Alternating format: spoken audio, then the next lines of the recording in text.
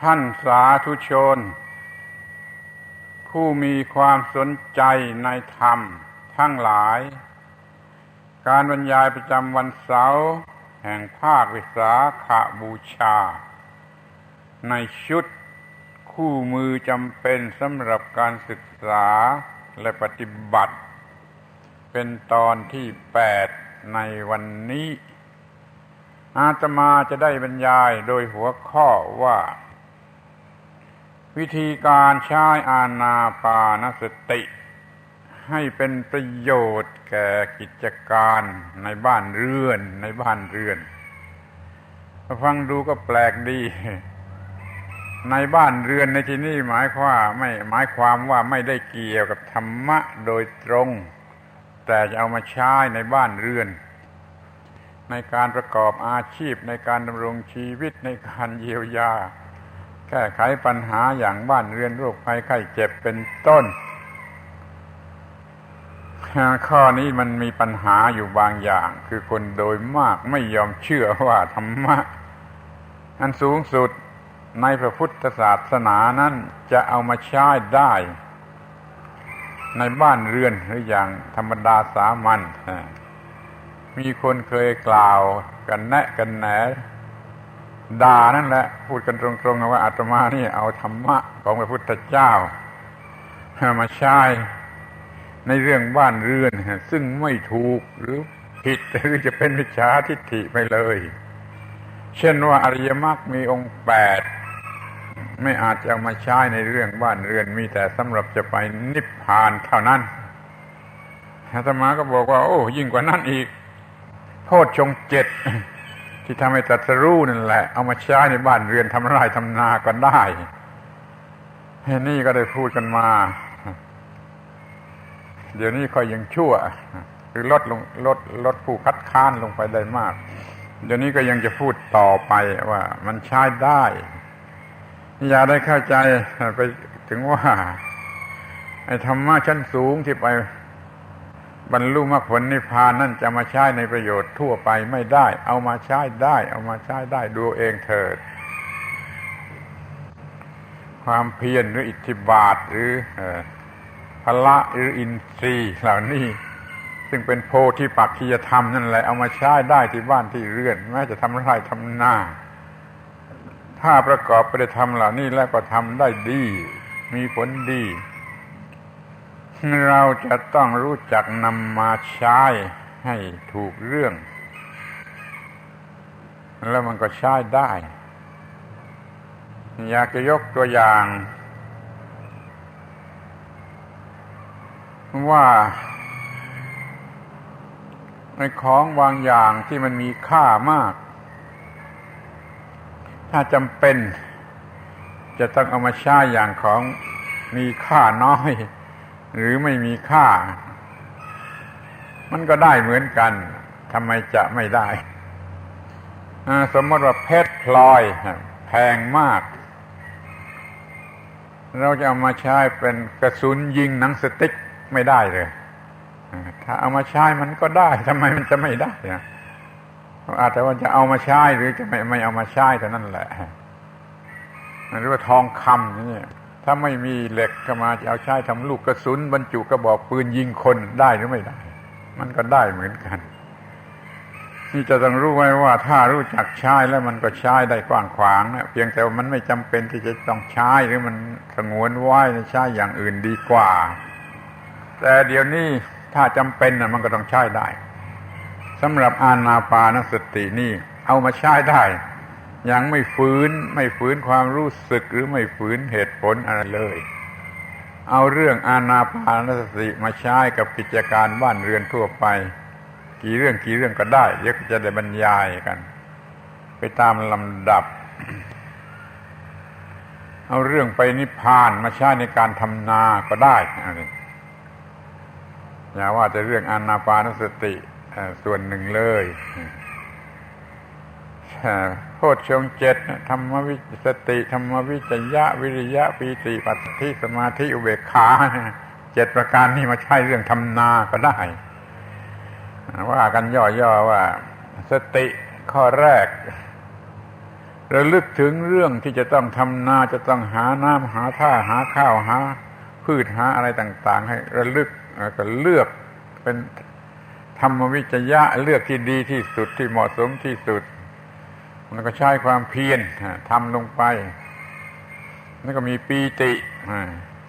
สำหรับให้เกิดกำลังใจในการที่จะทำอย่างสนุกสนานแล้วก็มีความสงบระงับเข้ารูปเข้ารอยเป็นปัสสัทธิมีสมาธิในการกระทำถึงที่สุดแล้วก็รอว่าเมื่อไรมันจะออกเป็นรวงข้าวมานี่สติธรรมวิจยะวิริยะปีติปัสสัทธิสมาธิอุเบกขาโพชฌงค์7เอามาใช้ทำนานี่เรื่องไปนิพพานมาใช้ในเรื่องการทำนามันก็ได้ถ้ารู้จักใช้เดี๋ยวนี้จะพูดเฉพาะเรื่องอานาปานสติซึ่งได้บรรยายมาโดยละเอียดแล้วในการบรรยายครั้งก่อนๆว่าทำกันอย่างไรจึงจะเป็นอานาปานสติที่สมบูรณ์แล้วก็ใช้ได้สารพัดอย่างในชั้นแรกนี่เราจะต้องนึกถึงประวัติในความเป็นมาของคำว่าอานาปานสตินี่กันเสียก่อนว่ามันมีมาตั้งแต่เมื่อไรในอินเดียมีระบบจัดการกับลมหายใจแบบโบราณนานที่สุดเขาเรียกกันว่าปราณายามะปราณายามะตัดบทเป็นปราณอายามะแปลว่าการควบคุมบังคับลมปราณลมปราณคือลมหายใจตั้งแต่สมัยดึกดำบรรพ์ตั้งแต่สมัยเป็นคนป่ามนุษย์รู้จักจัดการเกี่ยวกับลมหายใจทำอย่างไรจะได้รับประโยชน์ที่สุดแล้วระบบนี้ก็ได้รับการปรับปรุงแก้ไขมาเรื่อยมาดีขึ้นกว้างขวางขึ้นละเอียดละออออกไปเป็นปราณายามะปราณายามะขั้นมาเป็นลัทธิธรรมะลัทธิศาสนาก็ใช้เป็นเบื้องต้นของการทำสมาธิควบคุมลมหายใจเป็นเบื้องต้นของการทำสมาธิโดยการทุกลัทธิแม้ว่ามันจะต่างกันโดยวิธีเล็กๆน้อยๆแต่ใจความมันเหมือนกันคือการควบคุมลมหายใจให้เกิดผลตามที่เราต้องการนั่นอย่าเข้าใจว่ามีแต่ในพุทธศาสนา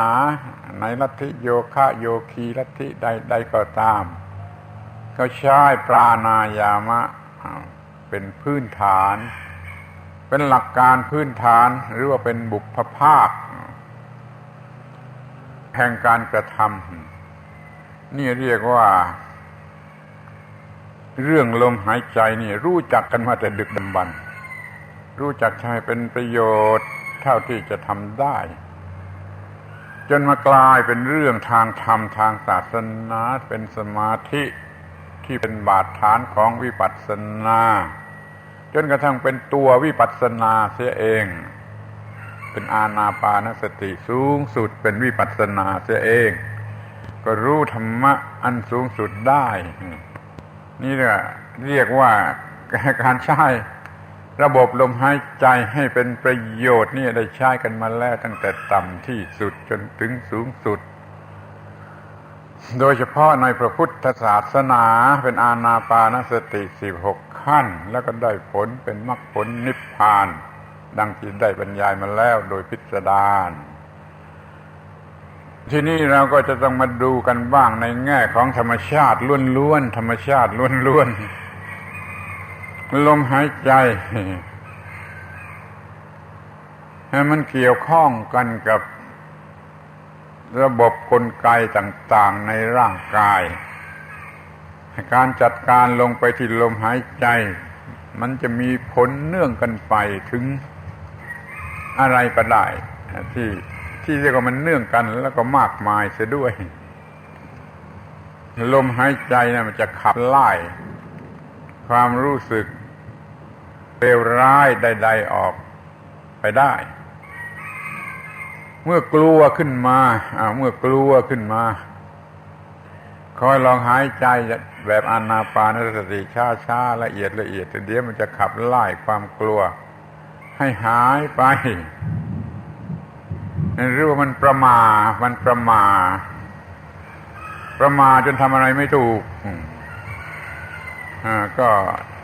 กำหนดลมหายใจดีๆถ้าไม่ถูกต้องตามวิธีเดี๋ยวความประมาทก็จะหายไปอาตมาได้เห็นเป็นครั้งแรกแล้วก็สะดุดตาแล้วก็ติดใจจำได้กระทั่งวันนี้คือนักพรตญี่ปุ่นนักบวชญี่ปุ่นคนหนึ่งเขาเชิญมาบรรยายปาฐกถาเรื่องพุทธศาสนาในประเทศญี่ปุ่นที่สามัคคยาจารย์ยุคเก่าๆนะแกขึ้นไปบนเวทีไปยืนนิ่งอยู่ที่หน้าไมโครโฟนนะนิ่งอยู่นี่ตรงนี้แกทำไมแกจึงนิ่งเหมือนเป็นบ้าอย่างนี้ตั้ง 2-3 นาทีจะตั้ง5 นาทีแล้วจึงค่อยพูดเห็นได้ชัดว่าเป็นการสำรวมที่ดีที่สุดแล้วก็พูดได้ดีที่สุดนี่ความประมาทคงจะประมาทแล้วก็หายไปขับไล่ไปโดยการหายใจที่อย่างถูกต้องวิธีนี่เรียกว่าขับไล่ความประมาทธรรมชาติมันก็สร้างมาอย่างนั้น เมื่อเรารู้สึกโศกเศร้าอัดอั้นตันใจมันก็มีการถอนหายใจใหญ่ไม่สังเกตเห็นบ้างการถอนหายใจใหญ่นะมันถอนได้เองนะมันเป็นได้เองนะเมื่อสิ่งต่างๆมันขัดข้องในภายใน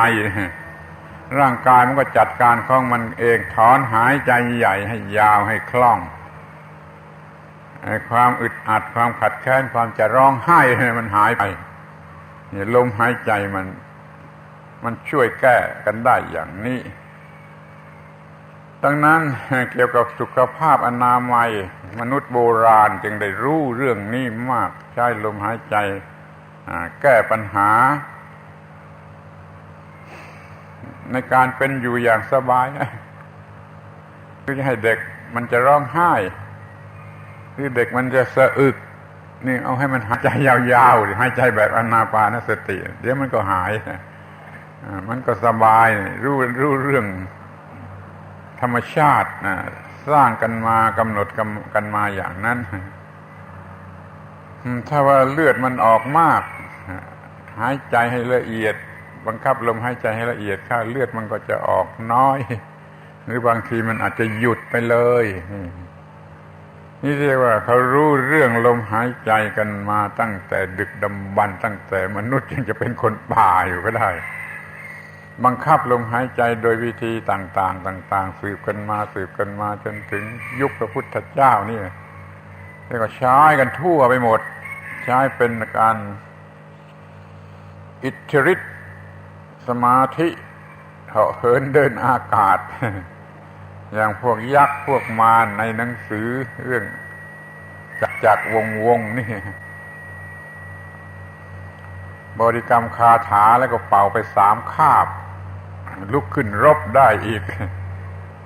ใครไม่เคยอ่านบ้างในหนังสืออย่างนี้นี่มันเกี่ยวกับลมหายใจทั้งนั้นเป็นมนต์ขับไล่ความขี้ขลาดความไม่กล้าหาญความไม่สง่าผ่าเผยความอะไรต่างๆเนี่ยขับไล่ออกไปทีนี้เราจะมาใช้ในการทำงาน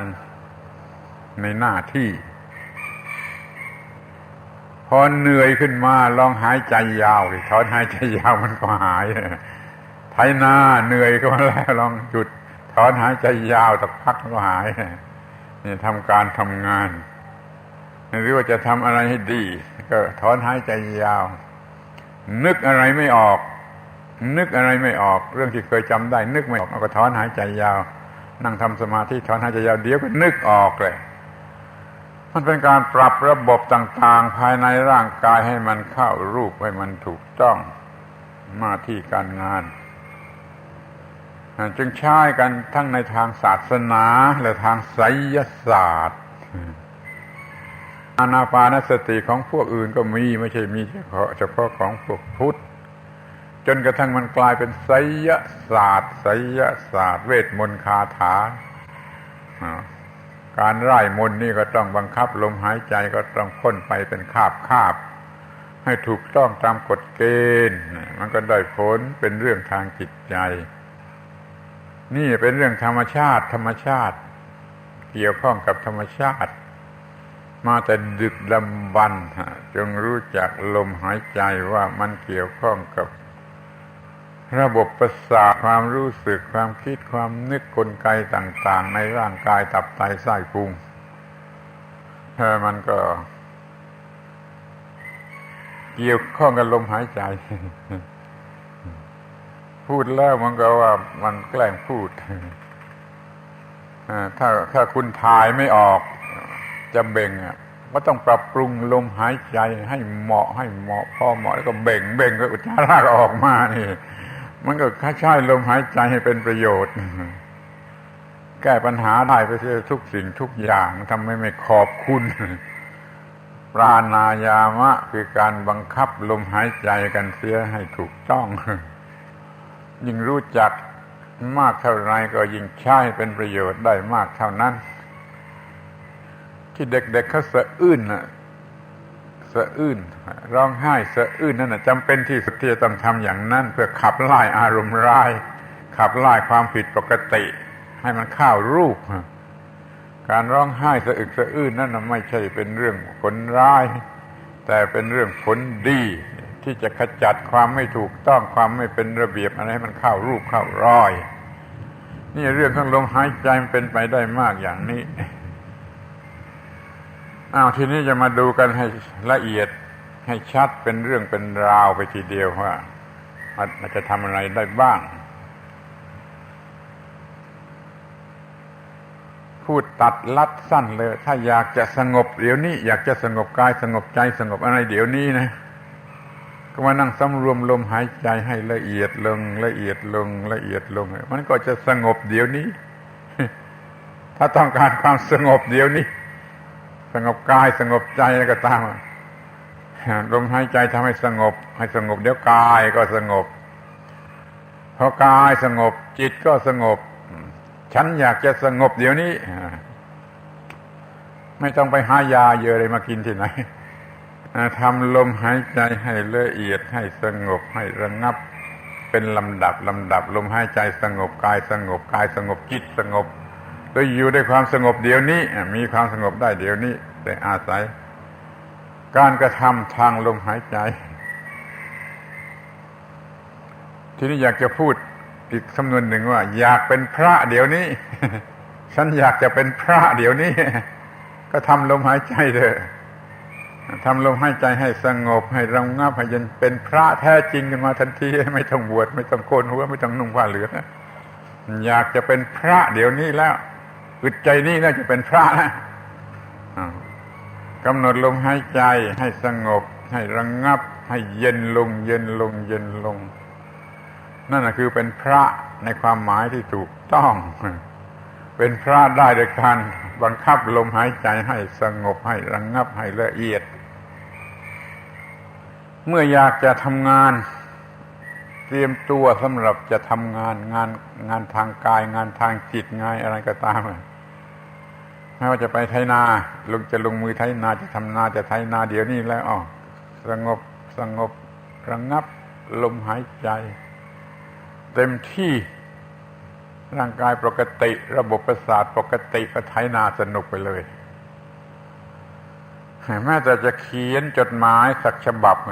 ขอได้ว่าทำความสงบด้วยลมหายใจทางลมหายใจสัก 4-5 ครั้งสักขณะหนึ่งเถอะใจคอจะปกติจะเขียนจดหมายฉบับนั้นได้ดีที่สุดนี่ว่าจะแต่งเรื่องหนังสือหนังหาที่ยืดยาวอย่างนี้ก็เคยใช้มาแล้วไม่หลอกละเคยใช้มาแล้วว่าต้องทำจิตใจให้สงบระงับนิ่งเงียบเป็นที่พอใจแล้วจึงลงมือเขียนหนังสือเขียนกี่สิบหน้ากี่ร้อยหน้าก็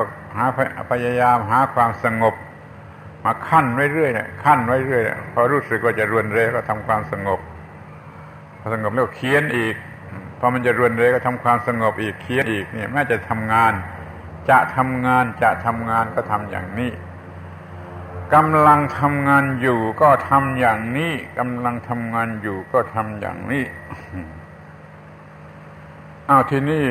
จะพักผ่อนจะพักผ่อนเขาบอกว่าถ้าจะพักผ่อนให้เป็นการพักผ่อนที่แท้จริงยิ่งกว่านอนหลับจงพักผ่อนโดยการทำลมหายใจให้สงบระงับให้เป็นสมาธิโดยลมหายใจนี้มันจะเป็นการพักผ่อนยิ่งกว่านอนหลับที่เรานอนหลับแล้วชุ่มชื่นตื่นขึ้นมาสดชื่นนี่ลองทำการพักผ่อนด้วยการทำลมหายใจสงบระงับดูจะมีผลดีกว่านอนหลับทำลมหายใจสักชั่วโมงจะดีกว่านอนหลับสัก5 ชั่วโมงเมื่อจะพักผ่อนให้แท้จริงไปนอนที่เก้าอี้เอนข้างหน้าต่างกำหนดลมหายใจสงบระงับแล้วมันพักผ่อนไปด้วยลมหายใจสงบระงับนั่นจะเป็นการพักผ่อนดีกว่านอนหลับจริงๆมันไม่ฝันร้ายด้วยมันไม่ฝันลามกด้วยกำหนดลมหายใจสงบระงับพักผ่อนนี่ที่เรียกว่าพักผ่อนโดยการไปดูหนังดูละครนั่นมันการพักผ่อนของคนบ้ายิ่งไม่พักผ่อนนะมันยิ่งกว่าพักผ่อนมันจะไปพักผ่อนที่โรงหนังโรงละครพักผ่อนที่เก้าอี้นอนเล่นน่ะแล้วก็กำหนดลมหายใจให้ละเอียดจนมันจะหลับไปเลยก็ไม่เป็นไรแต่ก็ไม่ต้องหลับให้ลมระงับระบบประสาทระงับความร้อนในร่างกายระงับกล้ามเนื้อเส้นเอ็นอะไรมันสงบมันระงับนี่มันเป็นพักผ่อนจะเรียกว่าหย่อนใจก็ได้แต่ว่าหย่อนใจในทางธรรมนี่เป็นการพักผ่อนที่ดีไม่มีการพักผ่อนไหนจะดีเท่าอย่าพักผ่อนในการไปดูหนังดูละครหรือร้องเพลงหรือเต้นรำหรือป่วยการพักผ่อนโดยการทำให้ลมหายใจระงับที่นี่จะหาความสุขทันใจนึก หาความสุขให้ได้ทันใจนึกทันทีเดี๋ยวนี้ที่นี่ทำอย่างไรจะไปหาอะไรมากินมาดื่มมาป่วยการเป็นสุขที่นี่เดี๋ยวนี้ทันใจนึกก็ทำอานาปานสติให้ลมหายใจระงับให้ร่างกายระงับประสาทระงับ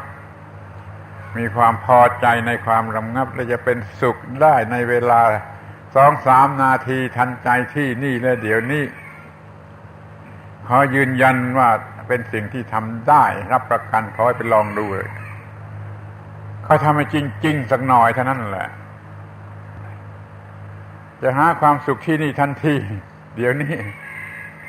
ไม่ต้องไปหายาเสพติดไม่ต้องไปหาบุหรี่ไม่ต้องไปหาอะไรที่ไหน อาศัยการทำจิตให้สงบระงับโดยทางร่างกายระงับโดยทางลมหายใจระงับลมหายใจระงับกายและระงับจิตไปถึงที่สุดเป็นสุขพอใจที่นี่และเดี๋ยวนี้นี่เรียกว่าจะมีความสุขกันที่นี่เดี๋ยวนี้ มันก็ทำได้หรือเมื่อพบโชคร้ายที่เขาเรียกกันว่าโชคร้ายความกลัดกลุ้มอะไรเข้ามาความวิตกกังวลหวาดเสียวอะไรเข้ามาได้รับข่าวร้ายได้รับโทรเลขข่าวร้ายได้รับเรื่องร้ายกล่าวกับลูกหลานหรือทรัพย์สมบัติเกียรติยศชื่อเสียงเงินทองก็เหมือนกันทำให้จิตใจปั่นป่วนเหมือนจะบ้าอยู่แล้วจงระงับมันขับไล่มันไปด้วยระบบอานาปานสติอย่างที่เคยฝึกมาแล้วอย่างที่เคยบรรยายมาแล้วความรู้สึกเลวร้ายนั่นจะหายไปจะกันไล่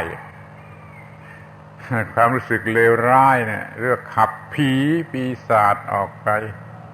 ด้วยระบบอานาปานสติ เห็นไหมว่ามันเป็นเรื่องที่นำมาใช้ในเรื่องบ้านเรือนในเรื่องเกี่ยวกับบ้านเรือนแล้วมีประโยชน์ที่นี่ก็อยากให้เป็นมากกว่านั้นให้เป็นมากกว่านั้นไปในอีกกว่านั้นมากกว่านั้นไปอีกเราอยากให้เด็กในท้องได้รับประโยชน์ถ้าแม่ของมันไม่โง่ถ้าแม่ของมันรู้จักทำอานาปานสติทำอานาปานสติบ่อยๆเถอะเด็กในท้องก็จะได้รับประโยชน์จะได้รับความสุขความสบายเด็กในท้องก็จะมีสุขภาพอนามัยดีจะได้เป็นเด็กที่คลอดออกมาปลอดภัยแข็งแรงเข้มแข็งเฉลียวฉลาดถ้าแม่ผู้อุ้มท้องรู้จักทำอานาปานสติถ้าเด็กคลอดออกมาแล้วรู้จักสอนให้ทำอานาปานสติเมื่อมันพอจะฟังถูกเข้าใจได้เขาได้ทำอานาปานสติมีประโยชน์ไม่ให้โทษเลยไม่ให้โทษอะไรเด็กจะสามารถบังคับระบบประสาทระบบไปกระทั่งระบบจิตใจเนี่ยจะเป็นเด็กที่สุภาพเยือกเย็นเรียบร้อยกว่าทีนี้พอถึงเด็กวัยรุ่นมันกำลังจะบ้าแล้วเว้ยไอ้พวกเด็กวัยรุ่นนี่มันกำลังจะบ้าจับตัวมาฝึกระบบอานาปานสติให้รู้จักบังคับความรู้สึกขับไล่ความรู้สึกที่ไม่พึงปรารถนาออกไปสร้างสรรค์ความรู้สึกที่ควรจะมีถ้าเด็กวัยรุ่นทำได้อย่างนี้นะมันไม่ต้องไปดิสโกเทกให้พ่อแม่น้ำตาไหลเหมือนที่เป็นอยู่มันจะไม่ทำอะไรพ่อแม่น้ำตาตกเหมือนเด็กชนิดที่มันไม่รู้จักบังคับจิตเด็กวัยรุ่นที่รู้จักบังคับจิตนี่จะช่วยพ่อแม่ได้มากช่วยทางเศรษฐกิจได้มากช่วยตัวเองได้มากช่วยอะไรได้มากทุกอย่างเลยเขาให้สอนให้มันทำอานาปานสติให้สำเร็จให้มากที่สุดเท่าที่จะมากได้พอมาถึงรุ่นหนุ่มสาวนี่มันไวไฟแล้วมันจะบ้าแล้วถ้ารู้จักทำอานาปานสติกันเสียบ้างแล้วมันก็ต้องไม่ต้องเดือดร้อนมากไม่ต้องหมดเปลืองมากไม่ต้องเสียเงินเสียทองไปบำรุงบำเรออะไรกันให้มันมากมายไม่ต้องวิตกกังวลโดยการที่มันจะไม่สมเกียรติสมยศสมศักดิ์สมอะไรต่างๆนี่สงบระงับจิตใจไว้ได้โดยระบบอานาปานสติจะเป็นคนหนุ่มคนสาวที่สดชื่นแจ่มใสไม่มีไฟแผดเผาอยู่ในหัวใจเป็นคนสงบเยือกเย็นนี่ทีนี้ก็พ่อบ้านแม่เรือนที่รับเอาชีวิตวัวมาหนักอึ้งลากแอกลากไถเหมือนกับสัตว์ที่ลากแอกนั่นลากไถเนี่ยพ่อบ้านแม่เรือนรู้จักทำอานาปานสติเถิดมันจะขับไล่แอกไถทางจิตทางวิญญาณให้มันหมดไปมันเบาไปชีวิตนี้ก็จะไม่หนักไม่เต็มไปด้วยความรู้สึกตึงเครียดกดทับหนักหน่วงเหมือนที่เขาเป็นกันคนสูงอายุคนสูงอายุยิ่งมากข้าวร่างกายมันรบกวนมากข้าวก็ขอให้รู้จักทำอานาปานสติเถิดคนสูงอายุทั้งหลายอาตมาก็ต้องเรียกตัวเองว่าสูงอายุกับเขาเหมือนกันนะเดี๋ยวนี้ก็80 กว่าแล้วก็ได้อาศัยระบบนี้ช่วยตัวเองมาโดยตลอดความชรามันจึงไม่ค่อยย่ำยีความชราไม่ค่อยเบียดเบียนไม่ค่อยย่ำยีไม่ค่อยเผาล้นมันก็อยู่ได้ด้วยความเป็นปกติอยู่มากผู้สูงอายุใช้ระบบอานาปานสติเป็นเครื่องมือต่อต้านกับความชราทีนี้พอถึงความชราเก่าแก่คร่ำคร่าแล้วก็ฝึกอานาปานสติไว้ดีเถิดจะได้รู้เวลาตายจะตายโดยการหายใจครั้งไหนเนี่ยมันมีทางที่จะรู้ เพราะมันฉลาดในการสังเกตลมหายใจมาเรื่อยๆเปลี่ยนแปลงมาอย่างไรเปลี่ยนแปลงมาอย่างไรศึกษาลมหายใจนั่นแหละจะได้รู้ว่านี่มันใกล้จะตายหรือยังมันจะใกล้จะตายหรือยังอาจจะกำหนดได้ว่าจะตายในการหายใจครั้งไหนก็ได้เหมือนกันมันจะได้ตายดีที่สุดหัวเราะเยาะความตายคนแก่ชราตายก็จบกันมันก็ใช้อานาปานสติตั้งแต่อยู่ในท้องมันจนคลอดออกมาจนเติบโตจนเป็นผู้ใหญ่เป็นคนชราเป็นคนตายได้อาศัยอานาปานสติหล่อเลี้ยงมาอย่างนี้เป็นมนุษย์สมบูรณ์แบบมนุษย์ที่เต็มเปี่ยมแห่งความเป็นมนุษย์มีความสดชื่นแจ่มใสเป็นพุทธบริษัทที่ถูกต้องคือมีความรู้มีความตื่นมีความเบิกบานพุทธบริษัทแปลว่าบุคคลผู้รู้ผู้ตื่นผู้เบิกบานมันจะรู้มันจะตื่นมันจะเบิกบานด้วยอะไร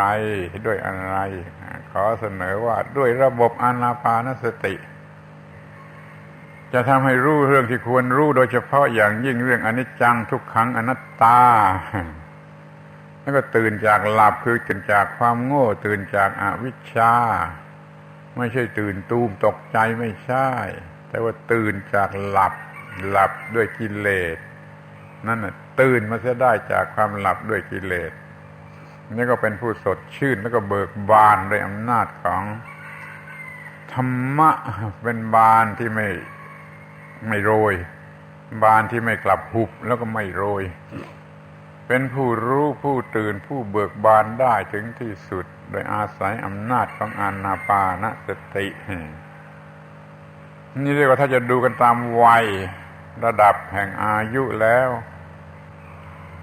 อานาปานสติช่วยได้ตั้งแต่อยู่ในท้องนะไม่ใช่หลอกกันเล่นนะถ้าว่าแม่รู้จักทำอานาปานสติเถิดลูกในท้องก็จะได้รับประโยชน์ด้วยแล้วก็จะมีมาเรื่อยจนกระทั่งมันคลอดออกมาเป็นเติบโตเป็นคนแก่คนชรามันจะตายไปด้วยความกล้าหาญบังคับใจให้ปกติอยู่ได้ทีนี้อยากจะพูดอีกสักนิดต่อไปอีกว่าระบบการงานที่มีอยู่ต่างๆกันอาชีพการงานหน้าที่นั่นแหละมันทำให้เกิดเป็นวรรณะขึ้นมาวรรณะแท้จริงมันมีโดยอาชีพหน้าที่การงานวรรณะสมมติว่าเกิดมาจากท้องบิดามารดานั้นมันสมมติมันไม่จริงนะกษัตริย์พราหมณ์แพทย์สูตร4วรรณะนี้เพียงแต่เกิดมาจากท้องนั้นมันไม่จริงเลิกเสียก็ได้แต่ถ้าโดยหน้าที่การงานที่ทำอยู่ถ้ามาทำหน้าที่การปกครองต่อต้านข้าศึกศัตรูนั่นก็เป็นอาชีพกษัตริย์ก็เป็นวรรณะกษัตริย์ที่แท้จริงมันจะเกิดมาจากบิดามารดาชนิดไหนก็ได้แต่มันเป็นวรรณะกษัตริย์ถ้ามันทำหน้าที่ศึกษาแล้วสามารถสั่งสอนก็เป็นวรรณะพราหมณ์ถ้ามันทำการงานให้เกิดความเจริญก้าวหน้าทางเศรษฐกิจของบ้านเมืองก็เป็นวรรณะแพทย์หรือไวยสยะถ้ามันด้อยสมรรถภาพต้องเป็นกรรมกรมันก็เป็นวรรณะสูตรมันมีอยู่จริงถึง4วรรณะอันนี้เลิกไม่ได้ไม่มีใครอาจจะเลิกได้เพราะหน้าที่การงานมันบังคับให้เป็นขอให้วรรณะแต่ละวรรณะรู้จักทำอานาปานสติเถิดวรรณะกษัตริย์รู้จักทำอานาปานสติแล้วจะปฏิบัติหน้าที่ได้ดีวรรณะพราหมณ์ผู้สั่งสอนก็ปฏิบัติอานาปานสติเถิดจะสั่งสอนได้ดีในวรรณะแพทย์หรือไวยสยะประกอบธุรกิจการงานทั้งหลายก็มีอานาปานสติเถิดจะทำหน้าที่ของตนได้ดีจะเป็นกรรมกรแบกหามก็เถอะรู้จักทำอานาปานสติเถิดจะเหนื่อยน้อยจะแบกข้าวสารได้มากกว่าคนที่ไม่รู้จักท พอโยนกระสอบหนักลงไปแล้วนั่งทำอานาปานสติ 2-3 ครั้งก็หายเหนื่อยมันทำอานาปานสติช่วยหน้าที่การงานของตนได้ทุกวรรณะนี่เรียกว่าวรรณะทั้ง4วรรณะทั้ง4ทีนี้ยังมีวรรณะที่ไม่ค่อยจะรู้จักกันอีกก็คือวรรณะคฤหัสถ์วรรณะบรรพชิตบวชเป็นนักบวชก็เรียกวรรณะเหมือนกันอยู่บ้านเป็นคฤหัสถ์ก็เรียกวรรณะเหมือนกันวรรณะคฤหัสถ์แล้วบวชก็เป็นวรรณะนักบวช2วรรณะนี่มี2วรรณะทั้ง2วรรณะเนี่ยแต่ละวรรณะจงรู้จักทำอานาปานสติเถิดน่าจะอยู่เป็นคฤหัสถ์ก็เถอะเป็นคฤหัสถ์ที่เยือกเย็นเป็นวรรณะนักบวชและยิ่งต้องรู้จักทำอานาปานสติจะส่งเสริมให้ความเป็นนักบวชนั้นดีที่สุดถึงที่สุดนี่วรรณะ2ซึ่งเป็นอยู่จริงแล้วก็เป็นอยู่มากเป็นอยู่ด้วยกันทั้งนั้นนะไม่วรรณะใดก็วรรณะหนึ่งหรือว่าถ้าจะถือว่าเมื่อใดทำอานาปานสติมันก็เปลี่ยนไปเป็นวรรณะนักบวชก็ได้เหมือนกันอยู่ที่บ้านทำอานาปานสติใจสงบก็กลายเป็นวรรณะสมณะนักบวชได้ผลดีลองดูสิอยู่เป็นคฤหัสถ์นั่นแหละพอทำอานาปานสติสำเร็จก็เป็นวรรณะนักบวชขึ้นมาแล้วนี่อานาปานสติมันจะช่วยได้ถึงขนาดนี้ถ้าจะแยกให้มันชัดๆยิ่งกว่านี้อีกนะแยกเป็นอะไรดีชาวนาชาวสวนรู้จักทำอานาปานสติเถิดจะขุดดินไม่เหนื่อยจะขุดดินไม่เหนื่อยชาวนาชาวสวนรู้จักทำอานาปานสติทีนี้พ่อค้าขายจะไม่เป็นพ่อค้าใจร้ายขูดรีดสูบเลือดเพราะว่าจิตมันสงบพ่อค้าที่มีอานาปานสติจิตมันสงบมันจะไม่ขูดรีดมันจะไม่สูบเลือดข้าราชการก็เหมือนกันน่ะมันจะไม่ทำนาบนหลังราษฎรน่ะถ้ามันมีอานาปานสติมีจิตใจสงบมันจะได้รับความรักความเคารพจากประชาชนทั้งหลายไม่ขูดรีดไม่กดขี่ไม่ข่มเหงไม่เห็นแก่ตัวไม่เอาเปรียบนี่จะเป็นข้าราชการที่ดีเป็นกรรมกรทุกชนิดจะกวาดถนนจะล้างท่อถนนจะแจวเรือจ้างจะทำอะไรก็ตามถ้ามีอานาปานสติทำอานาปานสติได้แล้วจะเหนื่อยน้อยจะโกรธยากที่จะโกรธยากที่จะโกรธผู้อื่นยากที่จะโกรธตัวเองกรรมกรเหล่านี้มักจะเห็นว่ามันเต็มไปด้วยความโกรธขัดใจเพราะมันเหนื่อยแต่ถ้ามันรู้จักทำอานาปานสติบรรเทาเหน็ดเหนื่อยแล้วมันจะไม่อึดอัดขัดใจมันตกนรกทั้งเป็นอย่างนั้นมันจะพอใจมันจะชื่นใจมันจะเย็นใจในการปฏิบัติเหงื่อยิ่งออกมายิ่งเย็นเหงื่อยิ่งออกมายิ่งเย็นใครทำได้บ้างเหงื่อออกมายิ่งเย็นมันไม่แต่เหงื่อยิ่งออกมายิ่งร้อนยิ่งโมโหโทโสยิ่งด่าผีด่าสางด่าเทวดาโชคชะตามันด่ามาเคยเห็นโชเฟอร์พวกแท็กซี่กับอาชีพแท็กซี่บางคนมันด่าเรื่อยไม่รู้มันด่าอะไรมันไม่ได้มันไม่ได้พอใจไม่ได้ตามพอใจของมันกรรมกรที่มีอานาปานสติเป็นคู่มือเหงื่อจะเย็นบอกก็หน่อยกรรมกรคนไหนมีอานาปานสติอยู่กับเนื้อกับตัวแล้วเหงื่อจะเย็นเหงื่อจะไม่เป็นของร้อนเหงื่อจะไม่เป็นสิ่งทรมานจิตใจนี่ค่อยเป็นกรรมกรเย็นแม้ว่ามันจะเป็นขอทานเป็นคนขอทานมันจะมีความสุขยิ่งกว่ามหาเศรษฐียิ่งกว่ามหาเศรษฐีถ้ามันไม่มีธรรมะไม่มีอานาปานสติแล้วมันก็จะตกนรกทั้งเป็นตกนรกทั้งเป็นแต่ถ้ามันมีธรรมะแล้วมันจะสงบเย็นพอใจอิ่มใจไม่มีอะไรเดือดร้อนใจมหาเศรษฐีต้องมีภาระมากต้องบริหารเงินจำนวน100 ล้านพันล้านมันหนักอกหนักใจ แต่ถ้ามันมีอานาปานสติเป็นเครื่องระงับความหนักอกหนักใจแล้วมันก็จะเย็นเหมือนกันจะไม่เป็นโรค จิตโรควิญญาณจะมีความสงบมันเศรษฐีก็ตามขอทานก็ตามถ้ามีอานาปานสตินะมันก็จะมีความสงบสุขจะเป็นนักศิลปินมีการฝีมือมีความละเอียดประณีตในการทำงานอย่างยิ่งและยิ่งต้องมีอานาปานสติอานาปานสติทำให้ใจเย็นพอใจเย็นแล้วการฝีมือจะทำดีที่สุดจะเย็บปักถักร้อยจะแกะจะสลักหรือจะร้องเพลงหรืออะไรก็ตามศิลปินนั่นจะทำงานได้ดีเพราะว่ามันมีอานาปานสติเห็นจะพอแล้วมั่งที่ว่าเอาอานาปานสติมาใช้นอกวัดนะ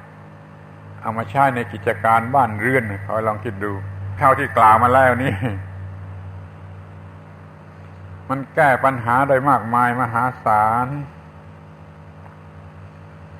เรื่องเบ็ดเตล็ดเล็กๆน้อยๆอยากจะคอยสังเกตดูอีกสัก 2-3 เรื่องถ้ามันเกิดความร้อนระอุขึ้นมาในกายนะจะร้อนเพราะอากาศเหมือนเมื่อ 2-3 วันที่แล้วมาก็ตามทำอานาปานสติขับไล่ความร้อนนั้นดีกว่าพัดลมซะอีกแต่ว่าไม่มีใครเชื่อแน่ไม่มีใครเชื่อทำอานาปานสติขับไล่ความร้อนในอากาศที่มันทำให้ร้อนรุ่มไปหมดไม่เชื่อก็ลองดูถ้าทำอานาปานสติสำเร็จความร้อนไม่รู้หนีไปไหนหมดไม่มีความร้อนทางภายนอกร้อนทางอากาศนั่นที่มันจะร้อนเพราะความเจ็บไข้ร้อนความไข้ก็เหมือนกันแหละคนไข้จะทำอานาปานสติได้ตัวจะร้อนน้อยกว่าที่ทำไม่เป็นจะร้อนด้วยกิเลสก็เหมือนกันนะถ้าทำอานาปานสติได้มันร้อนน้อยลงไปมากกิเลสมันไม่ค่อยจะข่มขีอะไรได้นักนะอานาปานสติจะระงับความร้อนถ้าว่าเลือดออกมากไม่ใช่แผลจะเป็นแผลชะกันหรือไม่ชะกันก็ตามแต่ว่าเลือดออกมากก็แล้วกันนะถ้าจะให้เลือดออกช้าเลือดออกน้อยแล้วก็จงทำอานาปานสติทำระบบลมหายใจให้ยาวให้ละเอียดที่สุดเลือดจะออกช้าและออกน้อยโดยที่ไม่ต้องใช้ส่วนอื่นประกอบนะถ้ามันไม่มีอะไรจะประกอบจะมาใช้มานั่นแล้วก็ขอให้ใช้ประทังการไหลออกของโลหิตไว้ด้วยอานาปานสติและจะใช้เครื่องมืออย่างอื่นด้วยก็ตามใจ เครื่องมือนี่ใช้ได้ทันทีมีอยู่กับเนื้อกับตัวไปเป็นที่ไหนเมื่อไรก็สามารถจะใช้ได้ส่วนยูกยาเครื่องมือแพทย์นั้นมันหาได้ในที่บางแห่งเท่านั้นถ้ามันหาไม่ได้ก็ใช้เครื่องมือนี่ของธรรมชาตินี่อานาปานสติลมหายใจอันละเอียดอ่อนนี่จะบรรเทาการไหลออกของเลือดแม้แต่ความดันโลหิตสูงนี่อาตมาก็เชื่อว่ามันช่วยได้เท่าที่เคยผ่านมารู้สึกว่ามันช่วยได้แต่ไม่มีอะไรพิสูจน์เพียงแต่เชื่อว่ามันช่วยได้ในการที่ลดความดันของโลหิตกันบ้างด้วยอานาปานสตินี่เอาละเป็นอันว่าอานาปานสติภาวนาที่มีไหว้สำหรับบรรลุมรรคผลนิพพานนะขอยืมมาใช้ที่บ้านที่เรือนล่วงหน้าซะก่อนให้พร้อมให้เตรียมพร้อมที่จะไปใช้เพื่อมรรคผลนิพพานยิ่งขึ้นไปขอให้สนใจอานาปานสติที่บรรยายมาแล้วไม่รู้จักกี่ครั้งในการบรรยายชุดนี้ก็ได้บรรยายกันอย่างละเอียดมาครบถ้วนแล้วทั้ง4จตุกะอาทิตย์ที่แล้วมาก็บรรยายจตุกะที่4ธรรมานุปัสสนาสติปัฏฐานวันนี้ก็อธิบายบรรยายพิเศษที่จะไปใช้นอกระบบนอกคัมภีร์นอกพระไตรปิฎก จะเรียกว่าเอาเองก็ได้ แต่มันเป็นการว่าเอาเองที่มีเหตุผลที่พร้อมที่จะพิสูจน์ที่ใครๆจะพิสูจน์ได้ทุกเมื่อขอไปลองดูใช้ระบบอานาปานสติแก้ปัญหาแม้แต่ทางวัตถุทางร่างกายหิวข้าวขึ้นมาอย่าไปด่าใครเลยทำอานาปานสติเถิดความหิวข้าวมันจะลดไม่ต้องไปด่าใครอย่างน้อยที่สุดเป็นอย่างนี้เขาหาข้าวไม่กินไม่ทันหุงข้าวไม่ทันก็ไม่ต้องด่ากินอานาปานสติไปพลางมันก็หาหิวข้าวเดี๋ยวข้าวสุกเขากินกันแล้วกันนี่มันถึงขนาดนี้ขอให้รู้จักเอาไปใช้เป็นประโยชน์ด้วยกันทุกคนวันนี้ไม่พูดเรื่องอะไรพูดนอกเรื่องอานาปานสติที่นำไปใช้นอกเรื่องจากที่กล่าวไว้ในคัมภีร์แต่มันไม่นอกเรื่องตามที่ธรรมชาติมันมีไว้มันมีให้มันมีอยู่แล้วไม่นอกธรรมชาติไม่ผิดธรรมชาติแม้ว่าจะนอกพระคัมภีร์ซึ่งในพระคัมภีร์ไม่ได้กล่าวไว้แต่เอามากล่าวให้ฟังว่ามันเป็นไปได้ถึงอย่างนั้นขอท่านทั้งหลายอย่าได้เห็นว่าเป็นเรื่องเล็กน้อยเลยอย่าได้เห็นว่าเรื่องเล็กน้อยเลยเป็นเรื่องที่ว่าถ้าสามารถกอบโกยมาได้ก็เป็นประโยชน์อันมหาศาลไม่ต้องลงทุนสักสตางค์หนึ่งก็ได้แต่ก็ได้ประโยชน์มหาศาลแรงก็ชักจะไม่มีวันนี้ฝนก็คุกคามแล้วขอยุติการบรรยายกันเพียงเท่านี้เปิดโอกาสให้พระคุณเจ้าสวดบทพระธรรมคณะสาธยายส่งเสริมกำลังใจของท่านทั้งหลายให้ก้าวหน้าเจริญงอกงามสืบต่อไปในศาสนาในการระบัดนี้เถิด